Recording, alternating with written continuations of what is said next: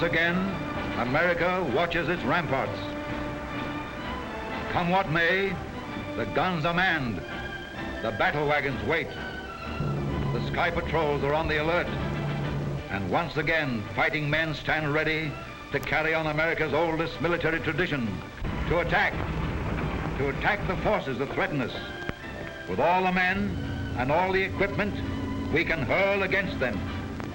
That has always been our prime strategic principle, to attack the enemy whenever and wherever we find him. In all our wars, no matter how heavy the odds against them, American soldiers have struck often and struck hard. Each era has seen them fight with new weapons, but always with an unconquerable spirit, which in the end achieved victory. In 1776, we won the right to be a nation with shot, powder, flintlock, and guts. As America grew, the weapons of war became less primitive, more difficult to make and operate. In 1848, swift striking cavalry units gave our army power and mobility. The more effective it became, the more it depended on supplies hauled from shops and factories far behind the front. During the Civil War, we put steel over our engines on land and sea. We took to the air. In 1898, we perfected the use of the repeating machine gun. Then in 1918, war came of age.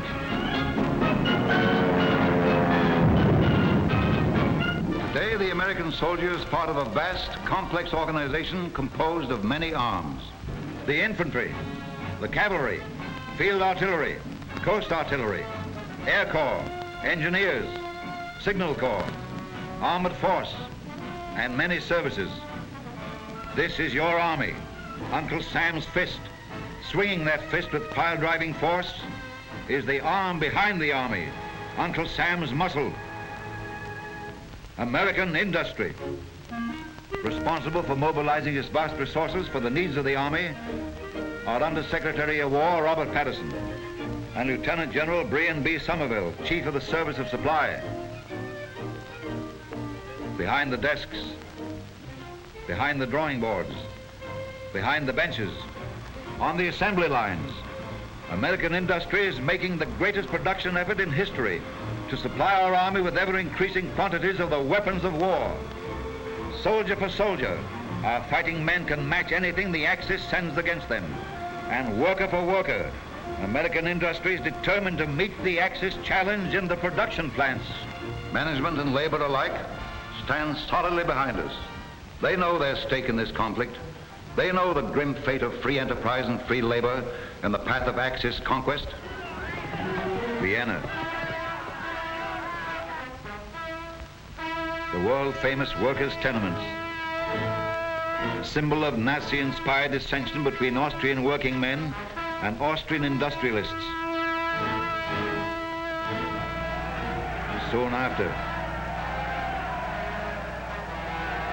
Czechoslovakia, symbol of Nazi-inspired dissension between allies sworn to defend it. The Skoda munitions works, symbol of industry compelled to forge the means of its own enslavement. Soon after, labor permit.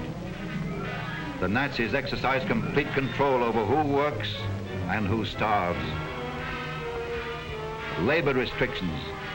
The Nazis degrade working men because they know that free labor, working in free industry, can never be shackled to the Axis dream of world conquest. Poland. Labor and industry know that the Nazi occupation of Poland means economic ruin. It means labor gangs. It means slavery for hundreds of thousands of Poles kidnapped by their conquerors to work in shops and factories. There are 4.5 million foreign workers in Germany today who are forced to produce weapons to fight the nations that seek to liberate them. It means terror.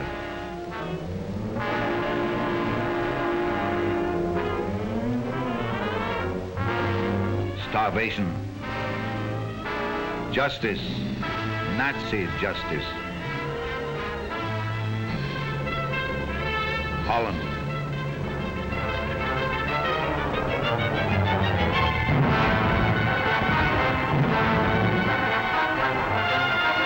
This was once the heart of Rotterdam's business section.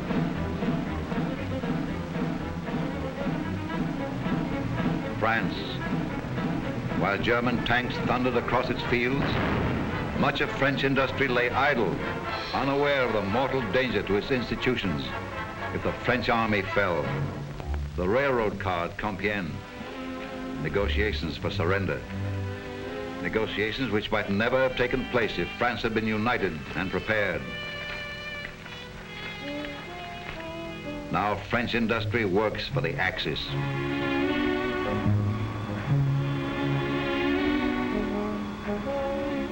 Old age pensions, group insurance, workmen's compensation, all the benefits that labor has won in every decent, highly industrialized nation. None of these benefits ever belong to the workers of Germany's new henchman, Japan. Japan, where living standards are pitifully low, but where millions are poured into modern factories to carry on the policy of their treacherous warlords. Japan, who for 10 years has ravaged and pillaged the gallant people of China. Japan, who cried peace. Pearl Harbor.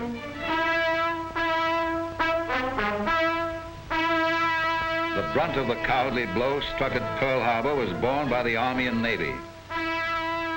But all over the United States, men and women in American industry knew it was a blow aimed at their lives, their liberties, their pursuit of happiness.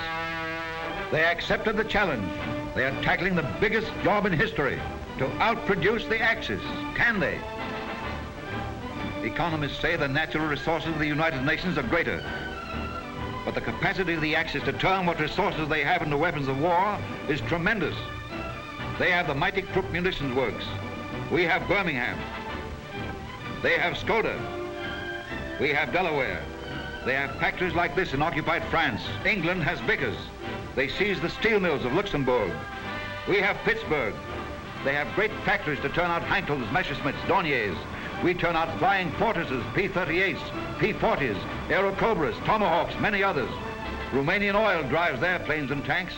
Oil from the fields of Oklahoma, Texas, and California will drive our planes and tanks. All down the production line, plant for plant, the Axis and the United Nations stand locked in battle. It will be the sweat of workers that tips the beam, the sweat of American workers who will give you men tanks and planes and guns to fight for our free and democratic world. A gun every 26 minutes. A tank every 12 minutes. A plane every 9 minutes. Competing against men who often work at the point of a gun, who must produce or else, free American industry has pledged itself to deliver those tanks and planes and guns on time, ahead of time.